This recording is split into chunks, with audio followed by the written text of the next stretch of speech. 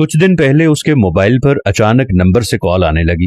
اس نے یہ سوچ کر کہ کسی دوست یا جاننے والے کی کال ہوگی، کال ریسیو کر لی، مگر دوسری طرف سے مردانہ آواز سنتے ہی رانگ نمبر کہہ کر کال منقطع کر دی۔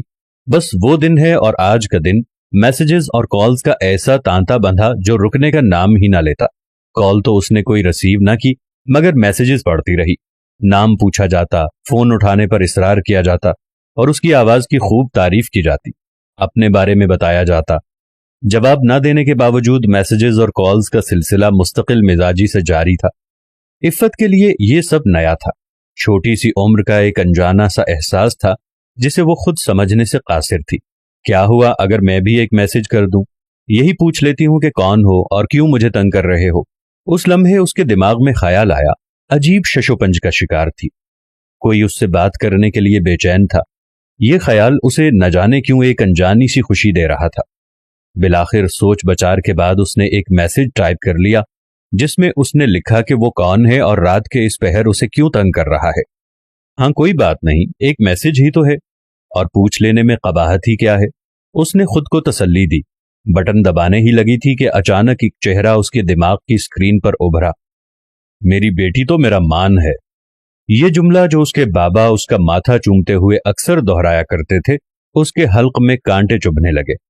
شفقت و محبت سے کہا گیا بابا کا ایک اور جملہ دل کی تار چھیڑ گیا۔ عفت تو اپنے بابا کا غرور ہے۔ اسے اپنا سارا وجود سن ہوتا ہوا محسوس ہوا۔ بڑی مشکل سے بستر سے اٹھی، پسینے سے شرابور لڑکھڑاتے ہوئے قدموں کے ساتھ بالکنی میں جا کھڑی ہوئی۔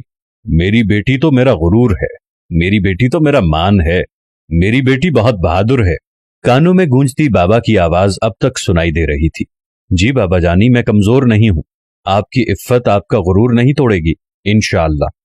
آپ کا سر کبھی جھکنے نہیں دے گی، آپ کا یہ مان ہمیشہ قائم رکھے گی، آپ کی دی گئی محبت کا ناجائز فائدہ نہیں اٹھائے گی۔